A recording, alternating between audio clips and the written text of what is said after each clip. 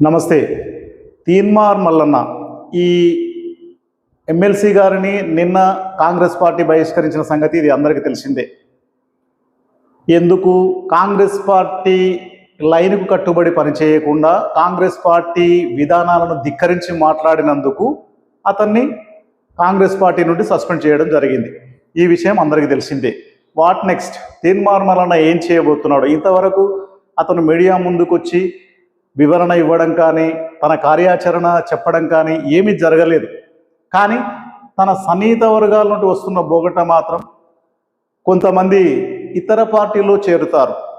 ఉదాహరణకు తెలుగుదేశం అనుకోండి, లేదా జనసేన అనుకోండి, లేదా బహుజన సమాజ్ పార్టీ అనుకోండి, ఇలాంటి పార్టీలలో చేరుతాడు. ఎందుకు బీజేపీలో టీఆర్ఎస్లో చేరడు అనంటే బీజేపీలో ఆల్రెడీ వెళ్ళి వచ్చిన వ్యక్తి ఇతను. ఆల్రెడీ బీజేపీ పార్టీలో ఒకసారి జాయిన్ అయ్యి తర్వాత దాని నుండి బయటికి వచ్చిన వ్యక్తి. మరి కారణాలు ఏంటో మనకు తెలియవు. ఇక టీఆర్ఎస్ అంటారా? టీఆర్ఎస్ ఇతనికి ఆగర్భ శత్రువు. టీఆర్ఎస్ పార్టీ బీఆర్ఎస్ పార్టీలో ఇతనికి ఆగర్భ శత్రువు. ఇతను బీఆర్ఎస్ పార్టీలో చేరే ఛాయిసే ఉండదు. వాళ్ళు కూడా ఇతన్ని ఆహ్వానించే అవకాశం ఉండకపోవచ్చు, చెప్పలేం. మరి రాజకీయ పార్టీలో ఎవరు శాశ్వత మిత్రులు ఉండరు, ఎవరు శాశ్వత శత్రువులు ఉండరు. ఏదైనా వింత జరిగితే చెప్పలేం. కానీ నాకున్న పరిజ్ఞానం ప్రకారంగా బీఆర్ఎస్ పార్టీకి ఇతను చాలా దూరం. ఇక కాంగ్రెస్ పార్టీ నుండి ఇప్పుడు బహిష్కృతమైండు. ఈ పార్టీలో జాయిన్ అయ్యే అవకాశం లేదు.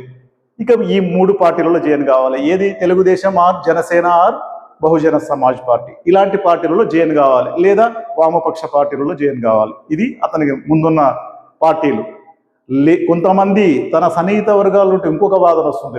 లేదు అతను ఒక కొత్త పార్టీ ఏర్పాటు చేయబోతున్నాడు, దాని విధి విధానాలు అతి త్వరలో మీడియా ముందుకు వచ్చి ప్రజలకు తెలియజేస్తాడు. ఇది పూర్తిగా బీసీలకు సంబంధించిన పార్టీ అయి ఉంటుంది, బడుగు బలహీన వర్గాలకు సంబంధించిన పార్టీ అయి ఉంటుంది, వాళ్ళ ఆశయాలకు వాళ్ళ సిద్ధాంతాలకు కట్టుబడి ఉన్న పార్టీ అయి ఉంటుంది. దానికి తనే అధినేత. అలాంటి పార్టీ నిర్మించబోయి తనే అధినేతగా ఉంటూ ఆ పార్టీని ముందుకు నడిపించాలనే ఆలోచన తన దగ్గర ఉంది అనేది తన కొంతమంది సన్నిహితుల దగ్గర వస్తున్న మాట. ఇక నాకు వ్యక్తిగతంగా కనపడే అభిప్రాయం ఏంటంటే, బీజేపీ ఇప్పుడు జాతీయ పార్టీలలో ఎట్లా ఉంటుంది అంటే, భారతీయ జనతా పార్టీలో కొంత టైట్ రూల్, కొంత క్రమశిక్షణ ఎక్కువనే ఉంటుంది మొత్తంలో. అంటే ఏదైనా ఒక నిర్ణయం కేంద్రం ద్వారా వచ్చిన నిర్ణయాన్ని రాష్ట్ర నాయకత్వానికి తెలియజేస్తూ దానిలో ఇంప్లిమెంటేషన్ ఉంటుంది, స్వేచ్ఛ తక్కువ. ఇక బీఆర్ఎస్ పార్టీలు అవి ప్రాంతీయ పార్టీలు, అవి చెప్పాల్సిన అవసరం లేదు. అతి స్వేచ్ఛ ఉన్న పార్టీ ఏదంటే కాంగ్రెస్ పార్టీయే. దానిలో కొంత పట్టువిడుపులు ఉంటాయి. ఎవరు ఏం తిట్టుకున్నా, ఎవరు ఏం చేసుకున్నా కూడా కొంత పట్టింపు ఉండదు. కొద్దిగా ఎక్కువ స్వేచ్ఛ కలిగిన పార్టీ ఏదైనా ఉందంటే అది కాంగ్రెస్ పార్టీయే. ఇది వాస్తవం, ఇది అందరూ ఒప్పుకోవాలి కూడా ఈ నిజాన్ని. అలాంటి పార్టీలని ఈయన ఇమడలేదు. మరి తెలుగుదేశం, జనసేన, బహుజన సమాజ్ పార్టీ వామపక్షాలు అంటారు. అవి వామపక్షాలు, బహుజన సమాజ్ పార్టీ కొద్దిగా పక్క పెట్టండి. తెలుగుదేశం, జనసేన పార్టీలు ప్రాంతీయ పార్టీలు. అవి అక్కడ వారి అధినేత ఏం చెప్తాడో అది మాత్రమే పాటించాలి.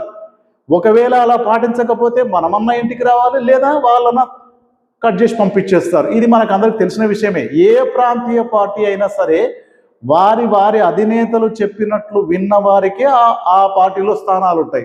లేదంటే అసలు ఆ స్థానాలే ఉండవు. మనమన్నా వెనక్కి రావాలి, వాళ్ళన్న బహిష్కరించి పంపిస్తారు. ఉదాహరణకు టీఆర్ఎస్లో కూడా చూస్తాం. బీఆర్ఎస్లో కూడా కేసీఆర్ గారు ఏ విధానం అయితే చెప్తారో అదే పాటించాలి. లేదు మేము సొంత విధానాలు చెప్తాం, కేసీఆర్ గారు మీరు వినాలి, మీరు ఈ పద్ధతిలో నడవాలి అంటే మాత్రం అక్కడ నడవదు. తక్షణం మనమన్నా బయటికి రావాలి, లేదంటే వాళ్ళన్న బహిష్కరిస్తారు. ఇది అందరికీ తెలిసిన విషయమే. ఈ వ్యక్తి తీన్మార్ మల్లన్న గారు నాకు తెలిసినంత వరకు మాత్రం స్వతంత్ర భావాలు కలిగిన వ్యక్తి కాబట్టి బీసీలకు అన్యాయం జరుగుతుంది, దాన్ని బీసీ నాయకుడిగా ఎదగాలనుకున్న వ్యక్తి దాన్ని ప్రజల దృష్టికి తీసుకెళ్ళి ప్రజల నుండి సంపూర్ణ మద్దతు తీసుకుని తను ఒక నాయకుడిగా ఎదగాలనుకున్న వ్యక్తి కాబట్టి ఏ ప్రాంతీయ పార్టీలో ఇతను పొసిగే అవకాశం చాలా తక్కువ ఉంటుంది. ఎందుకంటే ఏ ప్రాంతీయ పార్టీలకు అయినా వాళ్ళ దగ్గర నుండి వాళ్ళకు అనుకూలమైన పాలసీల గురించి మాట్లాడాల్సి వస్తుంది, వాళ్ళకు అనుకూలమైన పద్ధతుల గురించి మాట్లాడాల్సి వస్తుంది. కాబట్టి ఇతనికి సరిపోదు. ఇక కొంతమంది మరో వాదన ఏంటంటే, లేదు బీసీ కాంగ్రెస్ పార్టీ వాళ్ళే ఒక 6 నెలల తర్వాత ఈ సస్పెన్షన్ ఎత్తేస్తారు అనేది మరొక వాదన ఉంది. అయితే నాకు అనుపడేది ఏంటంటే ఇప్పుడున్న మీనాక్షి నటరాజన్ గారు, ఈమె చాలా టైట్ మనిషి. అంటే ఇప్పుడు మొన్న ఛార్జ్ తీసుకున్న మీనాక్షి నటరాజన్ కాంగ్రెస్ పార్టీ రాష్ట్ర వ్యవహారాల ఇన్ఛార్జి గారు, వారు కొంచెం టైటు. ఎవరంతకు వారు నోరు పారేసుకుంటే ఈమె జమానాలో నడవద్దు అనేది స్పష్టంగా ఆమె మొన్న మీటింగ్లో చెప్పింది. నిన్న మీటింగ్లో కూడా ఆమె స్పష్టంగా చెప్పింది. అంటే ఆమె ఏంటంటే ఒక గాంధేయవాదిగా ఉంటూ, బ్రహ్మచారిగా ఉంటూ, పెళ్లి కూడా చేసుకోకుండా కాంగ్రెస్ పార్టీకి నిబద్ధతతో కూడిన ఒక కార్యకర్తగా పనిచేసుకుంటూ వచ్చింది. ఆమె వివిధ హోదాలు కూడా ఆమె గతంలో పరిశీలిస్తే చాలా సిన్సియర్గా అంటే కాంగ్రెస్ పార్టీ అధినాయకత్వం రాహుల్ గాంధీ గారు కానీ, సోనియా గాంధీ గారు కానీ ఆమెకు అప్పచెప్పిన బాధ్యతను తూచా తప్పకుండా వ్యవహరించింది. కాబట్టి ఆమె క్రమశిక్షణకు మారుపేరు. బ్రహ్మచారిగా ఉంది అంటే ఆమెకి ఎలాంటి స్వలాపేక్ష లేదు. ఆమెను చూస్తే కూడా మనకు అర్థమవుతుంది. ఉదాహరణకు ఢిల్లీ నుండి ట్రైన్లో ఎవరైనా వచ్చారా? ఇప్పుడు ఏ రాష్ట్ర కాంగ్రెస్ పార్టీ అంటే ఒక అధికారంలో ఉన్న కాంగ్రెస్ పార్టీ రాష్ట్ర వ్యవహారాల ఇన్ఛార్జు ఎప్పుడైనా ట్రైన్లో ఢిల్లీ నుండి హైదరాబాద్కి వచ్చారా? ఇంపాసిబుల్ అదండి, అది జరిగే పని కాదు. ఫ్లైట్లో వస్తారు, 5 స్టార్ హోటల్లో బస చేస్తారు, హంగులు ఆర్భాటాలు ఇవన్నీ ఉంటాయి. అవన్నీ ఏమీ లేవు. సాదా సీదాగా ఒక సంచి చేసుకొని ఒక 2 జతల బట్టలు పెట్టుకొని వచ్చిన మనిషి ఆమె ట్రైన్లో వచ్చింది ఢిల్లీ నుండి హైదరాబాద్కు.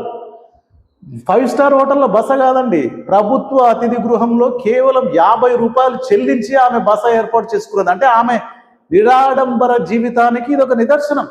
అంటే ఆమె ఇప్పుడు తన సొంతంగా ఏదో ప్రలోభాలకు ఏదో ఆశిస్తే అప్పుడు లొంగుతారు, కానీ ఏమీ ఆశించని వారు నిరాడంబరంగా గడిపే వాళ్లకు కొంచెం కఠినంగానే ఉంటారు. కాంగ్రెస్ పార్టీలో కూడా ఇక ముందు ఎవరి ఇష్టం వచ్చినట్లు వాళ్ళు మాట్లాడతామంటే మాత్రం అది కుదిరే పది కాదు అనేది ఆమె మాటల ద్వారానే అర్థమవుతుంది, ఆమె నిబద్ధత ద్వారానే అర్థమవుతుంది. ఇక ఈయనకుండే తీన్మార్ మల్లన్న గారికి ఒకవేళ మరల కాంగ్రెస్ పార్టీ సస్పెన్షన్ ఎత్తేసి అందులోకి పోయినా కూడా తను వినిపించాలనుకున్న, తను చెప్పాలనుకున్న బీసీ వాదాన్ని గట్టిగా చెప్పలేడో ఏమో అనేది నా అభిప్రాయం. కాబట్టి వేరే ప్రాంతీయ పార్టీలలో కూడా ఇతను పొసిగే అవకాశం ఉండదు. కాబట్టి సొంతంగా పార్టీ పెడతాడనేది తన సన్నిహితుల నుండి వచ్చే వాదననే నిజమవుతుంది అనేది నా నమ్మకం. ఇది అందరూ కొంతమంది అయితే ఈ వాదనతో ఏకీభవిస్తున్నారు. తను అతి త్వరలో మీడియా ముందుకొచ్చి అంటే తను ఏమి అనుకుంటున్నాడు, తన మనసులోని మాటను మొత్తం బయటపెట్టి ప్రజలకు వచ్చేది. ఇంకోటి పాదయాత్ర కూడా అతను చేయాలని అనుకుంటున్నాడని తన సన్నిహిత వర్గాల నుండి వస్తున్న వాదన. కాబట్టి చూడాలి మరి ఇతను బీసీలు కూడా ఇతన్ని ఆదరిస్తారా, తెలంగాణ ప్రజానికం ఇతను ఆదరిస్తారా, ఇతని కొత్త పార్టీని వెల్కమ్ చేస్తారా, ఇతని పాదయాత్రను వెల్కమ్ చేస్తారా అనేది భవిష్యత్తు నిర్ణయిస్తుంది.